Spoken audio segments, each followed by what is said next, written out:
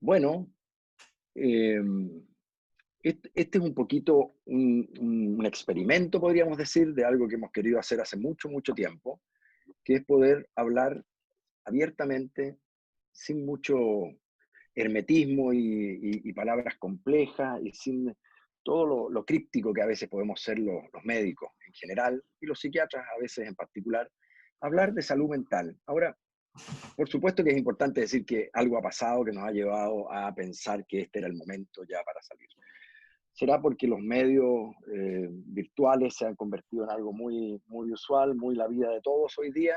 Y será también que la crisis sanitaria que vive el mundo nos ha hecho pensar que a muchos, y muchos lo están hablando, que se viene a lo mejor algo, o que ya estaríamos viviendo algo también en el ámbito de la salud mental. Nosotros vamos a plantear nuestras dudas, esto va a ser una conversación muy distendida, voy a presentarle a los panelistas permanentes.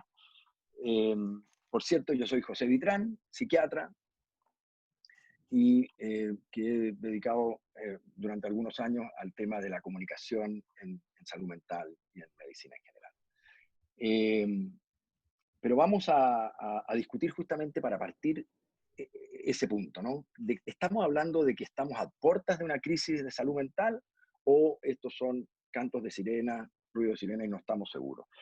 Los panelistas permanentes de este espacio, conversemos abiertamente de salud mental, son dos psiquiatras muy connotados, el doctor Danilo Quirós, director de la Fundación Neuropsiquiátrica de Santiago, y un connotado exponente de la psiquiatría, particularmente lo que tiene que ver con los trastornos del ánimo en Chile. Y se une a este panel desde Ñuñoa, creo. Así es. Correcto. Eh, Bienvenido, Danilo. El doctor Sergio Stergilevich es también un psiquiatra, director de área, asistencia e investigación en trastornos del ánimo de Buenos Aires, Argentina, y sin quedarnos corto podemos decir que es uno de los líderes latinoamericanos y con mucho respeto a nivel mundial también en el campo de los trastornos anímicos y un gran, gran comunicador que ha sido premiado a nivel mundial justamente por su capacidad de educar en los temas de salud mental. Él se une desde Buenos Aires y yo, que en este momento estoy anfitrionando esto, desde la comuna de Providencia. Bueno, si quieren partimos primero con un pequeño saludo de cada uno de ustedes y esta aventura que estamos partiendo y cómo se sienten de partir en esto, y de ahí entramos ya, a medida que vaya entrando gente, a hablar de los temas más contundentes que nos convocan. Danilo, Sergio, quien quiera. Sí, qué tal José? ¿Qué tal Sergio? Y lo mismo que dices tú, este espacio salió como una necesidad de juntarnos con la gente. De hecho, ya tenemos un espacio en otro momento de la semana para juntarnos con colegas a discutir temas de salud mental, ahora que se puede Pase el aviso si quiere, pase el por las aviso si vías quiere también. virtuales. Sí, los días viernes a las 12 en Chile, a las 13 en Argentina, tenemos un espacio de comunicación con colegas. Se llama Psiquiatría en tiempos de virus. Y ya llevamos 10 semanas transmitiendo, ¿ya? Y la verdad que ha sido bien exitoso. Y de ahí surge también la necesidad, las ganas, el deseo, la solicitud también de tener un espacio dirigido al resto de la comunidad.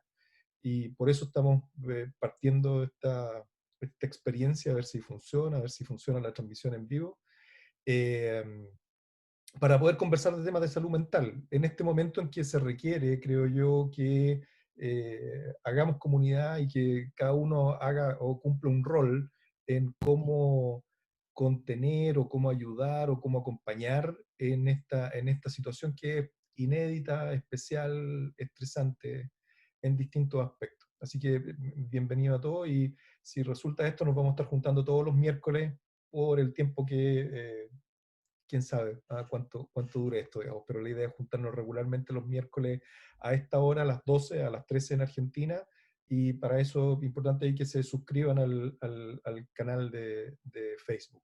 ¿Mm? Sergio. Bueno, Sí, nada, queda que salude yo. Nada, un gusto estar acá. Muchísimas gracias a José, a Danilo por la invitación. Nada, un placer. Concuerdo con la palabra. Yo la palabra que más en estos tiempos me viene a la cabeza es comunión, ¿no? La idea de juntarse alrededor de un objetivo común, es decir, de una idea, de una aspiración.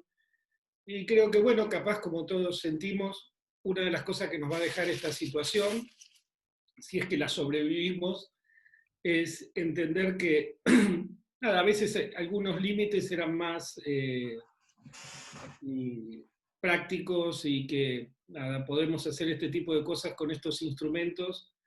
Creo que nos ha empujado, como decía José al principio, a usarlos y creo que le estamos sacando provecho porque la experiencia en psiquiatría de tiempos de virus es excelente, es decir, nos permite estar juntos en un momento muy duro, sin, sin estar juntos físicamente, pero probablemente mucho más juntos que en otros momentos como colegas para pasar este momento. Y espero que con este espacio que se está inaugurando hoy, empezar a tener esa misma comunión con la gente que comparte las inquietudes respecto a la salud mental. Así es. Yo tengo a lo mejor una ambición, pero creo que la compartimos, y tiene que ver con el hecho de que este es un espacio que igual ha sido añorado, atesorado hace mucho tiempo por algunos de nosotros. Estamos usando una coyuntura, por cierto, que nos tiene a todos muy, muy alertas, muy, muy comprometidos, muy conmovidos, una coyuntura que es bastante trágica en estos momentos. Nosotros creemos que en Santiago, en Chile, no sé, en Argentina se ha dado distinto, estamos a puerta de números muy, muy, muy perturbadores, muy angustiantes. Así es que, pero esa es la coyuntura. En realidad, hablar de salud mental, esto yo pienso que puede ser un espacio que puede ser valorado. Ciertamente uno ha tenido durante ya 20, 30 años el deseo, la vocación de comunicar sobre temas de salud mental, educar a la gente, pero tener un espacio para hacerlo con panelistas de este calibre, como investigadores, como clínicos, y poder entonces tener un momento de encuentro también de amigos, que al otro lado de la cordillera está Sergio, para poder justamente cumplir juntos algo que nos ha motivado, que nos ha convocado a través de los años, que es hablarle a la gente para desmitificar, para hablar, por eso le pusimos abiertamente, para hablar sin eufemismo, sin llamar las cosas de otra forma, no le vamos a decir, ¿no es cierto?, como el nombre típico de las clínicas psiquiátricas, ¿no es cierto?, que puede ser algo así como nueva vida, renacer, digamos, cosas que son maneras de referirse a lo nuestro, que se trata de salud mental y se trata de enfermedades y problemas mentales, se trata de sufrimiento, muchas veces crónico, etcétera, etcétera. También se trata de tratamientos y de mejoría, pero llamar las cosas por su nombre, y eso yo creo que es una gran oportunidad y, como digo, un deseo atesorado hace mucho tiempo, y por lo tanto yo le veo más bien perspectivas a que nos va a gustar hacer esto, Sergio y Danilo, nos va a gustar, yo creo que va a haber gente que lo va a recibir y le va a interesar. Vamos a ir desarrollando los mecanismos para que podamos comunicarnos con la gente que le interesa escuchar, conversar, opinar abiertamente de salud mental. Bueno, yo creo que deberíamos partir con el primer tema. El primer tema obviamente es si nosotros somos supuestamente gente informada, líderes de nuestras propias instituciones, etcétera, sabemos lo que realmente está pasando, ¿no es cierto?, en la salud mental de nuestros países, de nuestro continente en este caso. Entonces, uno debería partir, bueno, sabemos que estamos en una crisis sanitaria, pero es particular, no es lo mismo que siempre, porque esta crisis es mundial, porque lo único que se parece a esto probablemente fue la gripe española en el año 1918. No tenemos parangón, no tenemos comparación. Hay un nivel de incertidumbre vital que no estamos acostumbrados. Es una crisis sanitaria que trae muerte, que trae tragedia, que trae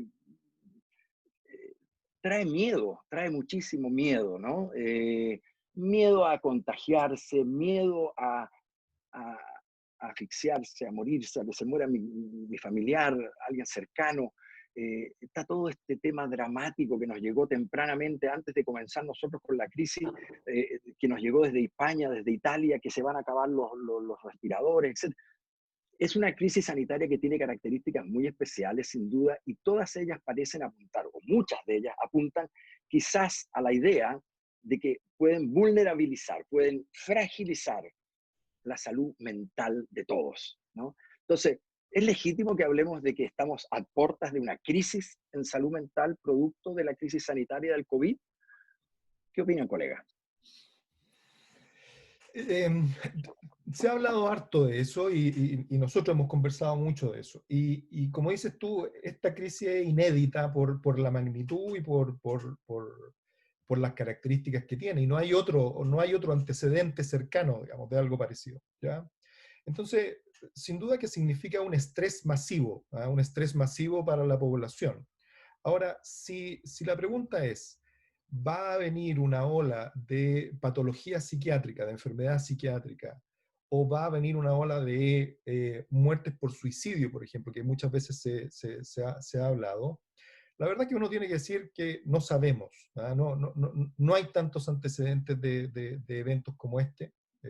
Prácticamente hay de situaciones acotadas, de situaciones muy traumáticas, por ejemplo, los atentados a las Torres Gemelas, la epidemia del SARS, ya que es el antecedente, digamos, más cercano de una epidemia como este, pero no hay una evidencia que diga qué es lo que debe ocurrir. Más aún, la evidencia sugiere, por ejemplo, si uno toma lo que ocurrió en el septiembre 11 con el atentado a las Torres Gemelas, que efectivamente hay un aumento de condiciones psiquiátricas, patologías psiquiátricas, un aumento de estrés postraumático, sin duda, un aumento de consumo de sustancias, un aumento de trastornos de angustia, un aumento de trastornos del ánimo, ¿ya? Pero las magnitudes de esos aumentos fueron bastante pequeñas, ¿ah? O sea, para ponerlo en contexto, el estrés postraumático en una población como la población de Manhattan en esa época era alrededor del 4 al 5%, y lo que se vio en los meses posteriores es que hubo un aumento efectivamente, pero hasta un 9%. Es decir, no alcanzó los dos dígitos. Ahora, o sea, ¿qué quiere decir eso? De que sí, es probable que muchas personas se enfermen de patología psiquiátrica y de eso creo yo que hay que estar advertido, pero Danilo, te no interrumpo. necesariamente, Se enfermen aunque no estaban enfermas. ¿A qué te estás refiriendo? eso Gente es que una, tiene la patología. esa es una buena pregunta. Ambas cosas. Probablemente personas que sufrían una condición, trastorno bipolar, depresión, trastornos de angustia, trastornos alimentarios, sustancias, etcétera, empeoren su estado. ¿Ya? Esa es una cosa. Y también puede ser que haya personas que no tenían patología psiquiátrica, que aparezca patología psiquiátrica. ¿Ya? Pero los antecedentes, por lo menos más cercanos que tenemos, no dice que eso debiese ser una epidemia de proporciones, ¿ah? Sino que debiese ser eventos que pudiesen estar acotados, teniendo presente que toda la población, todos nosotros estamos expuestos a un estrés que es inédito. Es decir, toda la población va a estar sometida a más angustia, a problemas para dormir probablemente, a sentirse de alguna manera más o menos desolados, desesperanzados, acongojados, etc. No solamente síntomas emocionales, sino que también cambios conductuales, ¿verdad? Trastornos del sueño, cambios en los hábitos alimenticios, sedentarismo extremo, eh, cambios en los hábitos de los cuales se consumen sustancias, etcétera. O sea, pueden haber síntomas, pueden haber conductas, pero probablemente, y eso vamos a conversarlo después, todo eso signifique parte de los desafíos de la adaptación y no necesariamente significa que uno tenga una enfermedad psiquiátrica, ni siquiera significa que uno tenga que tener tratamiento. Probablemente signifique saber algunas cosas y este espacio es precisamente para eso, saber qué cosas pueden ayudar. Pero, y eso, de nuevo, estamos expuestos a todo. Pero patología psiquiátrica es algo que tenemos que ver qué es lo que ocurre y obviamente hay que tener algunos cuidados con la población de riesgo y, bueno, las personas que efectivamente sufren alguna condición psiquiátrica efectivamente son una población que puede tener algún mayor riesgo. Entonces déjame, muy bien, entonces déjame preguntarle a Sergio, si todos sabemos que, y la gente que padece de una patología o que se trata con un psiquiatra, que toma remedio, sabe que si se va a enfrentar porque hay alguien que está muy grave en su familia o se va a enfrentar al divorcio de sus padres o al divorcio propio, sabe que está puesto mucho más en riesgo y todos se prenden las alertas, ¿no es cierto?, para que, como ahora es más probable que te enfermes porque vas a vivir un estresor más. ¿por qué eso no es parte entonces de la ecuación actual? Que todas las personas que tienen patología psiquiátrica debieran estar casi alertas y expectantes de que les viene un episodio de su enfermedad. ¿Qué opinas de eso, Sergio? Bueno, cuando empezó la situación no tanto de la pandemia, sino la cuarentena, ¿no? Porque me parece que eso a veces hay que diferenciarlo. Es decir, una cosa es la pandemia, el hecho epidémico de este virus que está generando el miedo, las muertes que vos mencionabas, y otras cosas son las medidas sanitarias que algunos países han tomado y otros no. Entonces, tanto Chile como Argentina han tomado medidas de restricción social importantes, y como decía Danilo, eso ha provocado un cambio en los hábitos conductuales de todos. En todo caso, eso sería el detonante mayor que uno podría suponer para un incremento de la patología psiquiátrica. De hecho, cuando esto empezó, yo fui de los que pensaron, nada, mis pacientes realmente van a entrar en crisis, porque cuando uno, por ejemplo, vamos a hablar concretamente de una patología que es el trastorno bipolar y la depresión, en donde la actividad física es el booster, es decir, lo que empuja básicamente tanto los episodios depresivos como los episodios maníacos, es un factor muy, muy importante de estabilidad y de desestabilidad de las condiciones anímicas. Entonces, cuando uno piensa que de golpe uno no va a poder salir a la calle, no va a poder mantener el ejercicio físico y va a tener que estar sometido a una situación de aislamiento tan importante, era muy lógico pensar que todos los pacientes iban a tener que afrontar un riesgo muy, muy alto de tener descompensaciones de su cuadro. Hay que decir que no parece estar pasando, es decir, por lo menos en nuestras clínicas no parece estar pasando. Por el contrario, uno ha visto casi una sobreestabilización de estas personas, e incluso estas personas que sufrían la patología crónica, que puede ser la depresión o el trastorno bipolar, están en mejores condiciones que sus compañeros sanos en afrontar este cambio conductual, y todos recogimos la misma frase: yo a esto ya estoy acostumbrado a que me pase, tengo habilidades para salir de situaciones como esta. Eso ha sido... Resiliencia, Sergio, como una resiliencia resiliencia, previamente aprendida. yo creo que resiliencia también y conocimientos, ¿saben? Es decir, muchos han estado internados, muchos han tenido una condición depresiva que les ha impedido salir a la calle, o han tenido miedos exagerados durante un montón de tiempo, saben lidiar como eso. Entonces tienen, por un lado, resiliencia, y por el otro lado, estos métodos saben qué pasa, es decir, tienen un manejo mejor del tiempo de estas cosas. Yo creo que en realidad, como decía Danilo, es un proceso en curso del que estamos aprendiendo y sacaremos las conclusiones a su debido tiempo. Yo también quería decir algo respecto de la población general, es decir, dos cosas me han pasado con esta situación. Una me ha mirado con el tema salud mental, el cual odiaba, es decir, porque tiene connotaciones políticas internas en nuestra profesión, que ustedes conocen, y que nada, a veces uno queda enojado con el tema. Pero en este punto a mí me parece muy útil, porque que haya problemas de salud mental no quiere decir que vaya a haber problemas psiquiátricos. Es decir, no, es decir, por ejemplo, yo he aumentado 3 kilos. Eso es claramente un problema de salud que estoy teniendo, un problema sanitario, pero no por eso voy a tener un cáncer de estómago o me voy a infartar. Es decir, simplemente se incrementó un poco una condición de riesgo.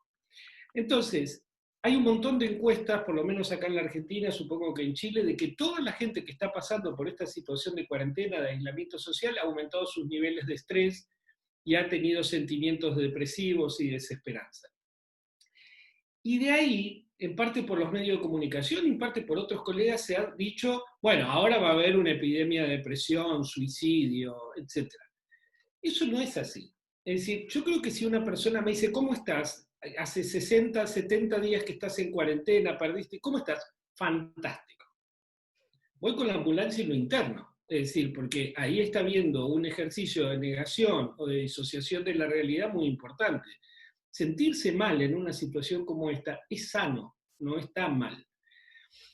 Entonces, si los psiquiatras nos pasamos diciéndole a la gente, miren, estar deprimido no es igual a estar triste no es estar deprimido. Esto es un concepto básico. Y lo siguiente es lo que estaban intuyendo ustedes. Es decir, yo creo que el otro tema es que hay que ser cuidadosos de cómo vamos a salir de esto y cómo vamos a ayudar a la gente. Probablemente no tenga que ponerse plata en psiquiatras o en psicólogos. ¿Por qué no en profesores de educación física para restablecer la actividad normal? ¿Por qué no invertir en situaciones de comunidad social, es decir, espectáculos públicos, algo que reinstaure la sensación de movilidad, de intercambio, que nos saque de la fobia que probablemente nos quede al contacto interpersonal? ¿Por qué meter a una persona en un consultorio psicológico cuando capaz lo que necesita es salir a correr e ir a ver, escuchar música? Sí, claro. Efectivamente, y no necesariamente comprar arsenales de antidepresivos a priori, digamos, por lo que viene, ¿no es cierto? Porque además no nos consta. Oye, Sergio, y ya que lo mencionas tú, ¿y qué pasa si realmente un paciente te dice, mire doctor, me da un poquito de vergüenza decir esto porque me da pudor? No, no es que esté fantástico, pero después de estos 70 días y de todo lo que está pasando, yo me encuentro muy bien, fíjese. Como que en esto de estar en el encierro no me ha venido mal para nada y hay algunos aspectos que incluso yo podría decir que estoy mejor de lo habitual. ¿Qué hacemos? ¿Le va a mandar la ambulancia, doctor? No, no, lo decía en chiste, ¿verdad? De hecho, acá en Argentina ni siquiera podemos hacerlo, aunque la persona esté vestido de Napoleón en su balcón, digamos. Eh, no, a ver, yo creo que vos mismo lo dijiste, José, creo que estamos muchos con emociones mixtas. Yo estoy realmente feliz de que hayamos podido avanzar en estos proyectos que teníamos, como este programa, como el de psiquiatría de virus, y al mismo tiempo estoy muy acongojado por las historias que todos estamos viviendo. Es decir, pero seamos sinceros, a nosotros hay experiencias muy positivas dentro de este drama. Es decir, ¿no? Es decir, así es la vida, es mixta la vida, ¿no? No es binaria. Es decir, y estoy aprendiendo, probablemente lo hemos charlado, vale la pena decirlo acá en público, muchísimo de nuestros pacientes, como en otra época no lo estábamos haciendo, estábamos todos muy acartonados. Digo, la gente que nos consulta y nosotros en situaciones, esto nos ha sacado un poco del molde y ha permitido ver cosas que no veíamos.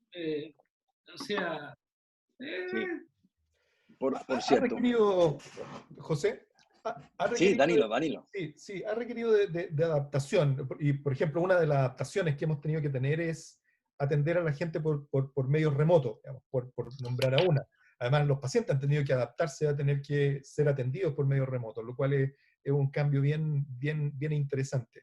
Pero quería volver sobre el punto porque creo yo de que, a propósito de la pregunta, patología psiquiátrica de novo, o sea, que aparezca en personas que ya tenían algo y que se emerge o que emerge de nuevo, digamos, de una persona que no tenía.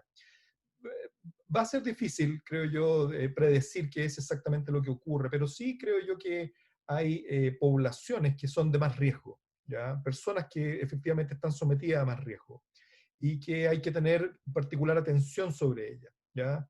Mucho se ha hablado de el impacto que tiene en el personal sanitario de la primera línea, ¿ya? Los colegas que están en la primera línea, enfermeras, TENS, kinesiólogos, etcétera, que están en primera línea.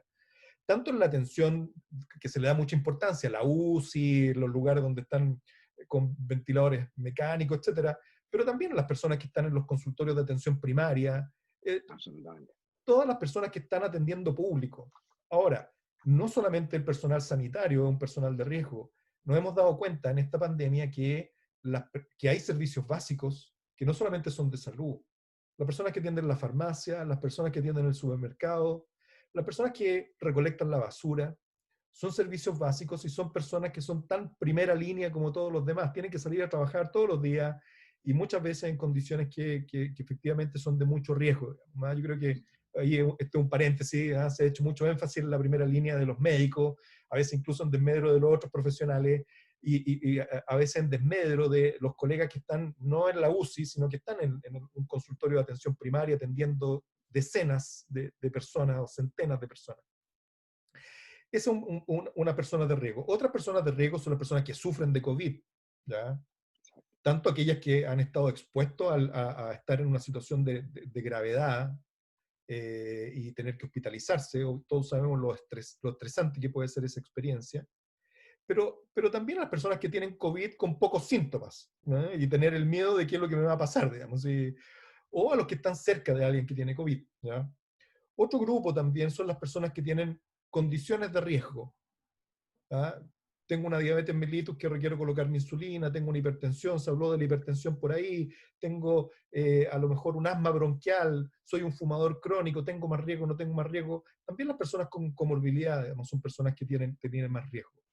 Las personas que sufren condiciones psiquiátricas, como decía Sergio, trastorno bipolar, trastorno ansioso, trastorno alimentario, trastornos psicóticos, obviamente que son personas de riesgo en términos de el rol que juega la angustia y los cambios de los ritmos y de las conductas, pero también en relación a las dificultades para conseguir apoyo sanitario en esta época. O sea, puede ser mucho más difícil mantener un tratamiento con los medicamentos, con las consultas médicas, etc. Entonces también es población de riesgo.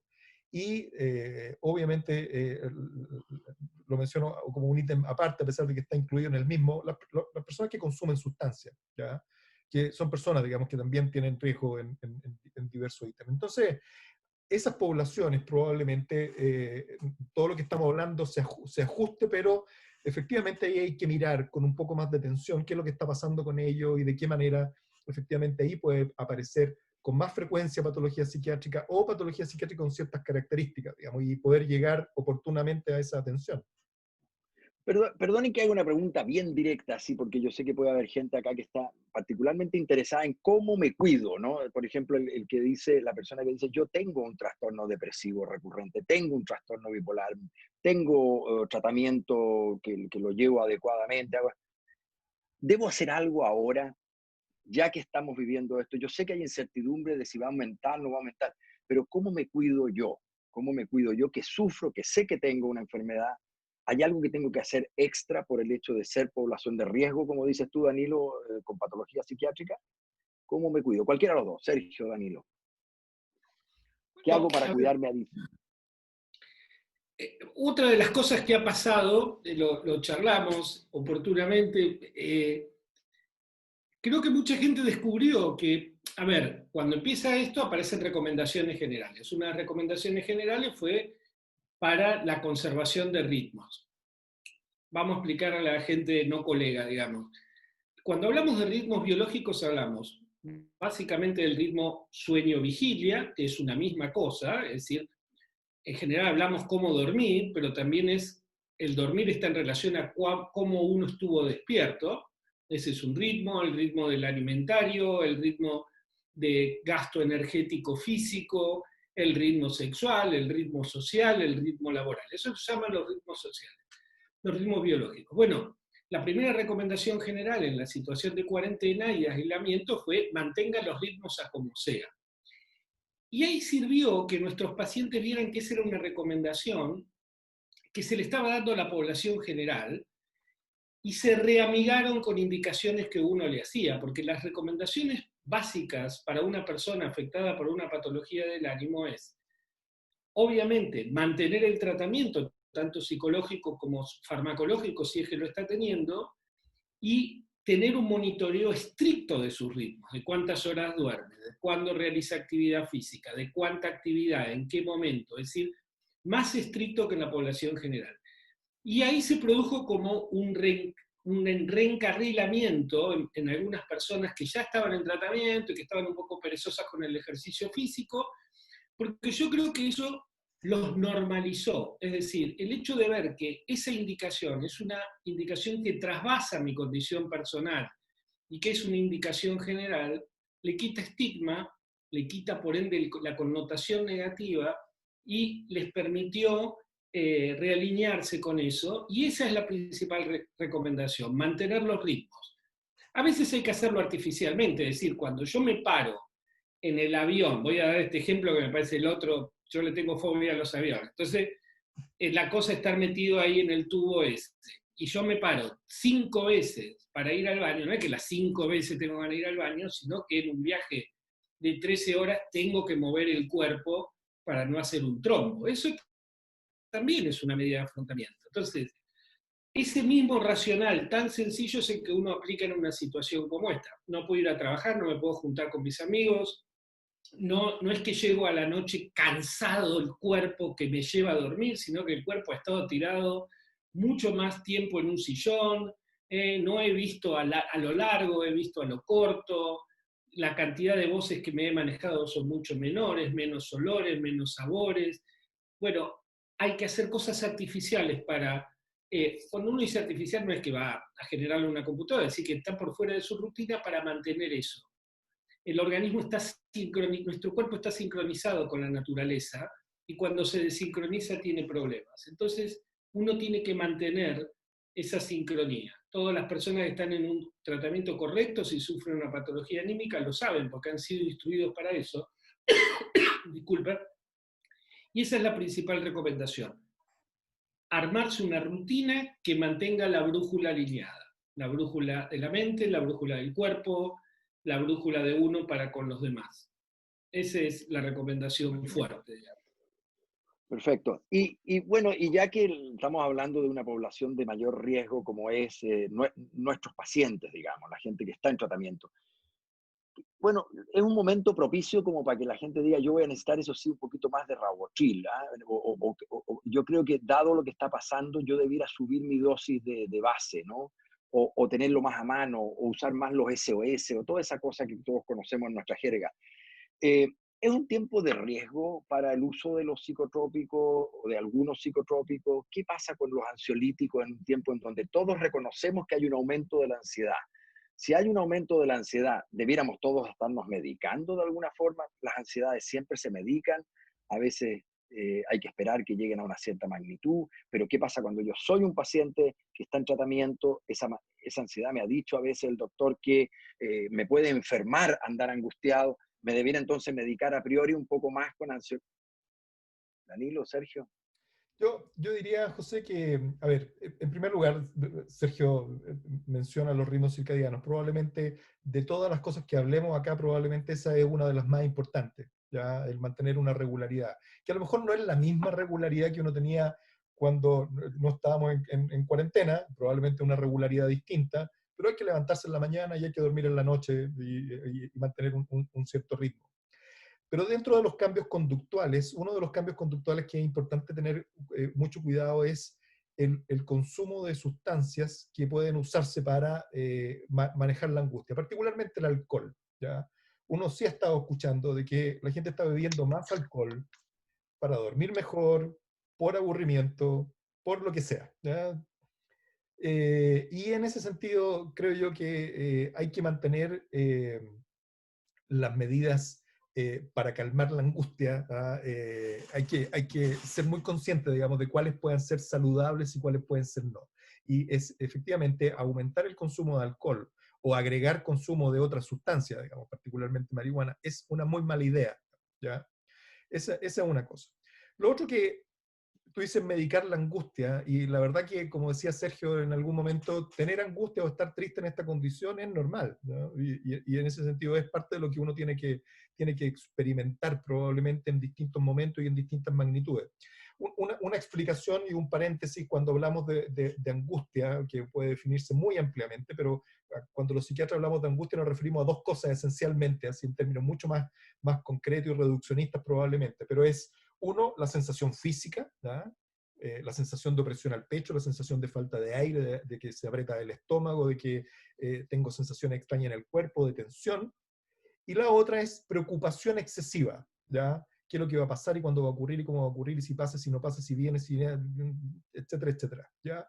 Que es con la sensación de que es más incontrolable, con la sensación de que es más catastrófico. Siempre las cosas malas van pasando en la cabeza, digamos. Eso, cuando uno se refiere a angustia, está refiriéndose a una de esas dos formas que se exacerban. Y efectivamente, la angustia física puede derivar en pánico, ¿ya?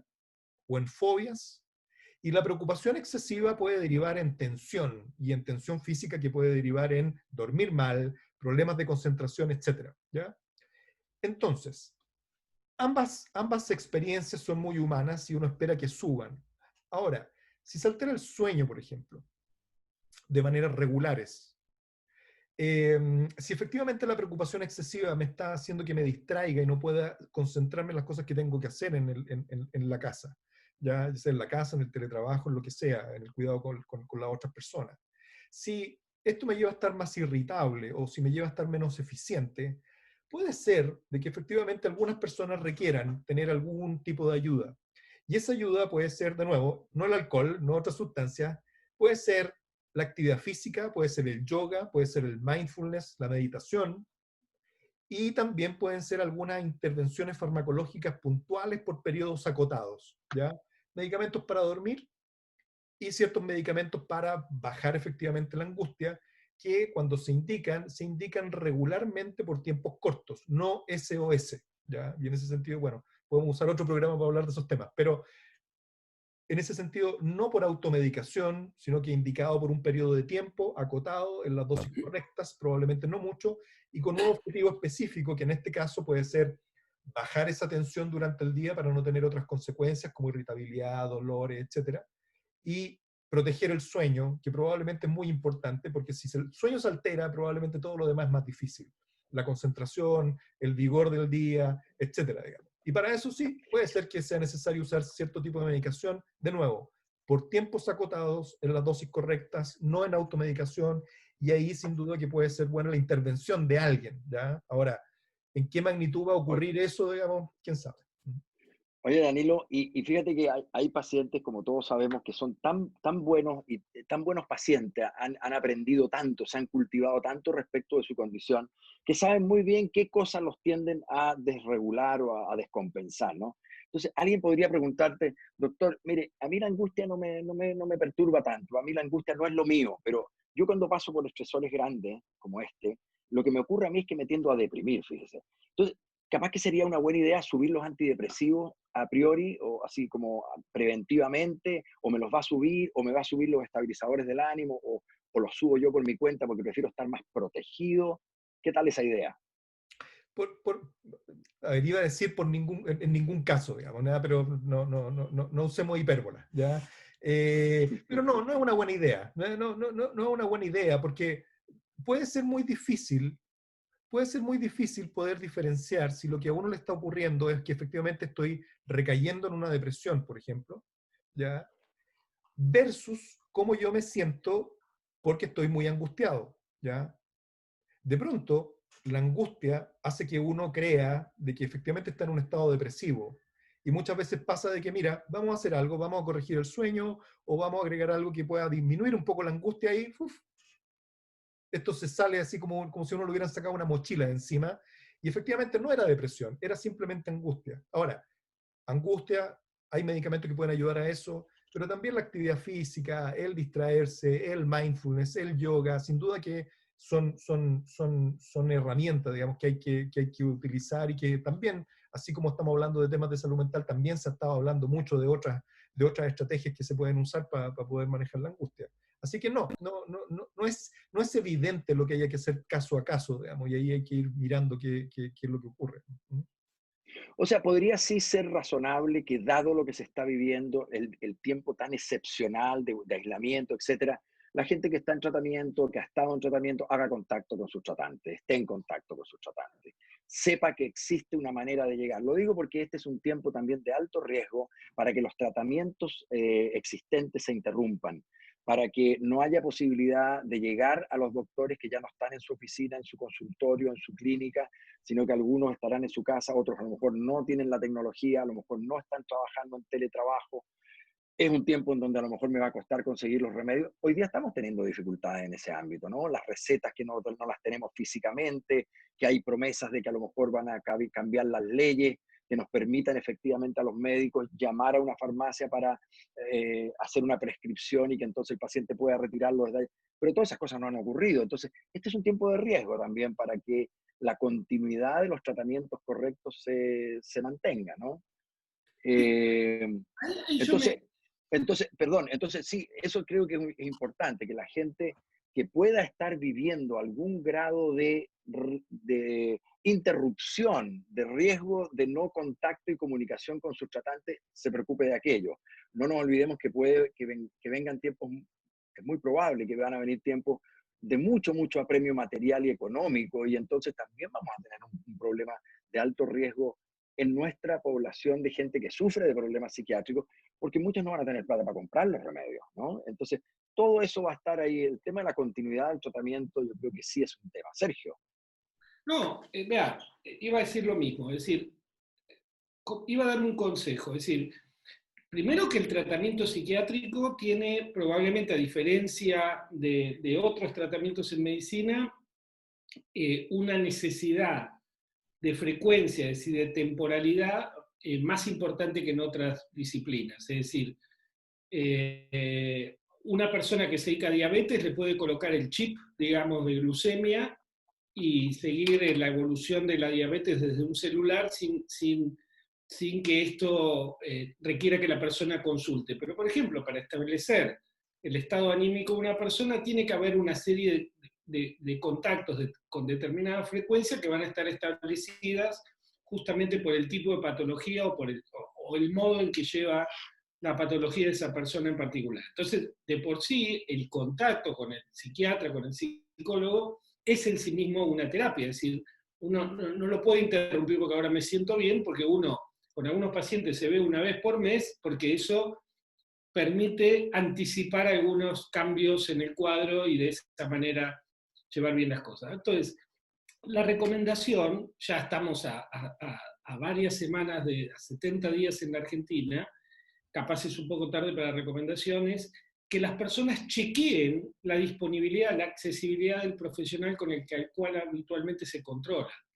Porque lo que está pasando es que a veces, de golpe, tienen la necesidad de contactar a su profesional y ven que ahí hay algún problema, o que no está atendiendo en el mismo lugar, o que no tiene bien establecida la telemedicina. Entonces, esa es una recomendación. No dejarlo para último momento, porque hay cierta rémora en restablecer los canales habituales de consulta. No en todos los ámbitos de la salud, por lo menos en la Argentina, se ha hecho con la misma eficiencia el paso de la atención presencial a la telemedicina. Algunos ha sido más rápido, en otros más lento, en otros está más aceitado, en otros no tanto. Entonces, me parece que yo chequearía el sistema antes de tener que usarlo. Eso, la primera recomendación. Y lo mismo con el tema de la medicación.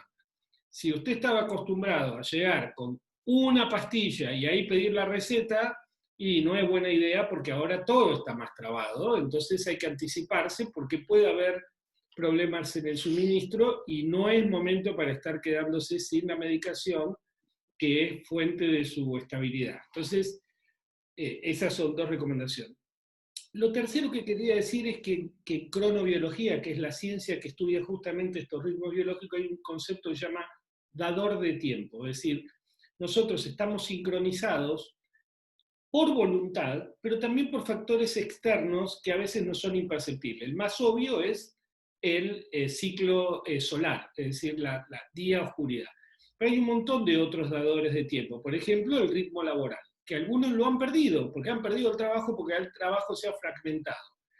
Y esto es especialmente importante en los jóvenes que están en edad escolar, o universitarios también, donde el dador de tiempo principal era el estudio. Es decir, se levantaban a las 7 de la mañana, se ponían en la ropa, salían al colegio, a las 8 entraban, estaban de 8 a tanto, todo estaba mucho más reglamentado de lo que ellos mismos percibían. Cuando empieza la cuarentena, pierden esos parámetros temporales y empiezan a estar como un barco sin timón, es decir, dependiendo del viento y la marea, y eso sí se ha visto, es decir, los jóvenes han entrado rápidamente en desorganización del sueño porque al no tener un parámetro claro desde afuera, y eso es una cosa que hay que restablecer. A veces no depende de la voluntad, es decir, voy a hacer mindfulness, voy a hacer gimnasia. A veces también depende de que alguien le puedan imponer de afuera. Y esto no lo estoy diciendo mal, estoy diciendo, bueno, yo no puedo decidir la hora que me levanto, te pido por favor que me levantes todos los días a las 10 de la mañana, porque si me dejas dormir me estoy levantando a la 1, después me duermo a las 4, a la hora que estamos todos juntos yo ya estoy irritable porque estoy medio dormido, medio cansado.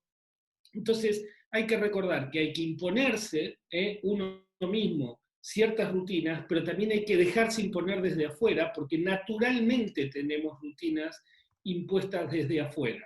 Entonces no hay que rebelarse contra eso y hay que entender que uno, se requiere imponer a sí mismo ciertas rutinas y también solicitar que se las impongan como es lo normal. Claro que sí.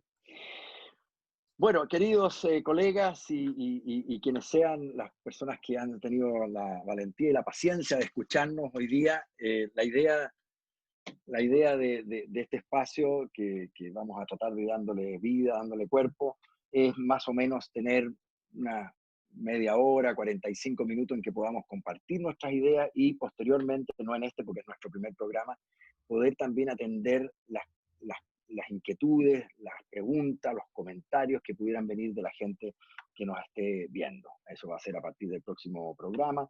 Llevamos ya más de 45 minutos de esta actividad. Entonces, vamos a ir cerrando por hoy. Quería preguntarles, yo creo que hemos hablado de las poblaciones de riesgo, pero para cerrar, creo que es importante, sobre todo para la gente que pueda estar escuchando, que es obvio, las personas que están infectadas, que han vivido en la UTI, que salieron de la UTI, que sobrevivieron a esto, eh, es probable que van a tener que procesar mucho trabajo, van a tener que hacer mucho trabajo para recuperarse de todo el horror que vivieron. Es un infierno, algunos lo han dicho. Los que están cerca de esas personas, por supuesto. Estamos en una época de duelo, no nos olvidemos, nuestras sociedades están de duelo, están muriendo personas diariamente, no tenemos todavía, yo por lo menos no sé la cifra de hoy, pero entiendo que sobre los 80 y tantas personas en Chile, eh, creo que se acerca a las 90 personas, en Argentina no sé cómo estará, pero estamos también en una época de duelo, o sea, no hay duda que todos aquellos que estén cerca de haber perdido a un ser querido están en riesgo mayor por el tema de la angustia que eso implica, el dolor que eso implica. Pero hay poblaciones medias olvidadas que no las mencionamos porque a lo mejor es más informal. Yo quiero agregar en las poblaciones de riesgo, por supuesto, a los afectados, por supuesto, la primera línea de salud, porque creo que les toca más dramáticamente el encuentro con el horror de la pérdida de vidas, etcétera, pero toda la primera línea, como decía Danilo, de toda la gente que no tiene alternativa que estar en la calle, que nos permiten que nuestras ciudades sigan funcionando, son primera línea. Y yo quería agregar una y preguntarles qué opinan, y con eso vamos a ir cerrando hoy día, que es en particular quienes uno percibe que estuvieran sufriendo montos de aflicción, montos de desafío, montos de exigencia por sobre el común de los mortales. Y me refiero típicamente a madres con varios hijos pequeños en la casa, que ya no está el colegio, que ya no están, lo que sí hay son obligaciones académicas, madres que pueden estar a cargo de esto, a cargo de sus casas, y a cargo a veces también de sus teletrabajos. Yo pienso que ahí estamos hablando de una población particularmente vulnerada, no vulnerable a priori, pero sí muy vulnerada por nuestra pandemia, sobre todo por el aislamiento. ¿Alguna palabra, colega? Y vamos a ir cerrando después de eso. Yo creo que sería impropio dar una palabra, digamos. Yo creo que amerita un programa. Le compro la idea, colega, al tiro. Yo creo que merita que lo hablemos en extenso, porque lo que ocurre ahí son eh, distintos tipos de problemas. Sergio ya mencionó algunos que tienen que ver con cómo se reparten los horarios, por ejemplo, ya partiendo por eso. Cómo se reparte la carga, cómo se reparte el multitasking, el tener que hacer varias cosas al mismo tiempo, el perder soporte social, de que los niños puedan estar en algún momento en la casa de un compañero, en la casa de otra persona, etc. Y ahora no, ahora están ahí en la De casa los todo el abuelos. tiempo. Tener que soportar o tener que dar apoyo emocional a las personas que uno ve más frágiles, ¿ya? Eh, y tratar de estar entero ante otras personas que necesitamos cuidar, ¿ya? Entonces, nada, creo que hay, y además, obviamente le podemos agregar también la perspectiva del género, y no hablamos de una conducta, porque hablamos de los cambios de las rutinas, del sedentarismo, los cambios alimentarios, el consumo de sustancias, pero no hablamos de dos cosas que son importantes. Una que la que voy a mencionar ahora, digamos, es el aumento de la violencia, ¿ya? Que puede haber dentro de los hogares. Y otro tema que lo voy a mencionar, a lo mejor vamos a hablar el día de mañana, la emergencia o la aparición de ideas negativas, de ideas suicidas, ¿ya? En la población, ¿ya? Que es un fenómeno que es bastante frecuente, que no necesariamente es patológico, pero que sí requiere tener un cierto cuidado sobre ello y efectivamente como un tema tan extenso probablemente lo vamos a tocar más adelante.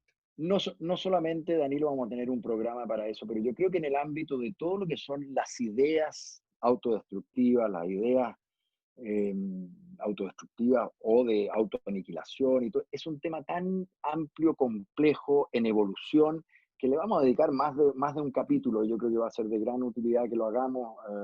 De paso, Danilo además ha estudiado muchísimo este tema, así que, bueno, reitero, yo creo que este panel es un lujo con los panelistas que tiene. Sergio, ¿querías tú agregar algo en este tema? No, nada, me gustó tu concepto de vulnerables y vulneradas. Yo creo que efectivamente a medida que nos vayamos ordenando para salir de esta situación va a haber que asumir que probablemente con algún exceso, pero que hay poblaciones que han sido vulneradas. Es decir, unas son la que vos mencionabas, la otra son los adultos mayores que van a pagar un costo, no solo por la vulnerabilidad que tienen a fallecer si son infectados por COVID, sino que la restricción física se paga mucho más caro a medida que uno es grande. Entonces, por ejemplo, va a haber un desafío de rehabilitación física en esa población que hay que ya prever. Si la gente va a salir con menos masa muscular, con más limitaciones físicas de esta situación de confinamiento, que va a haber que atender. Es decir, seguramente cuando los chicos vuelvan al colegio, la distribución de roles no va a ser la misma, entonces va a haber que estar atento. Es decir, me parece que sin entrar en justamente lo que decíamos al principio, medicalizar, en psiquiatrizar a las personas que estamos atravesando esta situación, sí podemos prever algunas cosas de sentido común, y que hay cosas que se han vulnerado y que no podemos pensar de que, bueno, nada, cuando esto ojalá termine, las cosas sean exactamente igual o partan del mismo punto donde se dejaron. Esto Sí, no es lo mismo. se ve que se viene tanto tiempo para retejer, para reparar, para rehabilitarnos de todo lo que estamos viviendo. Anticipar solamente que no nos van a tener que ver la cara solamente a los tres, en el sentido de que para programas sucesivos vamos a estar invitando a algún cuarto panelista para temas específicos, poniéndole más amenidad a lo mejor y diversidad a nuestra conversación, que no pretende otra cosa, como decíamos al comienzo, que ser una conversación entre los profesionales que somos, amigos también, Sergio Strejilevich desde Buenos Aires, Danilo Quirós desde Ñuñoa, José Vitrán que les habla desde Providencia. Entonces, los dejamos muy invitados para el próximo miércoles a las 12 horas de Chile, a las 13 horas hora de Buenos Aires, y lo que corresponda a las horas de otras latitudes que sabemos que también estaban interesadas en seguirnos. Y queda grabado en el Facebook. Ya grabado en Este el programa queda Facebook, grabado. lo vamos a grabar en YouTube también y nada. Claro, hay un canal de nuestro programa que va a estar en YouTube y hay un canal claro, en Facebook.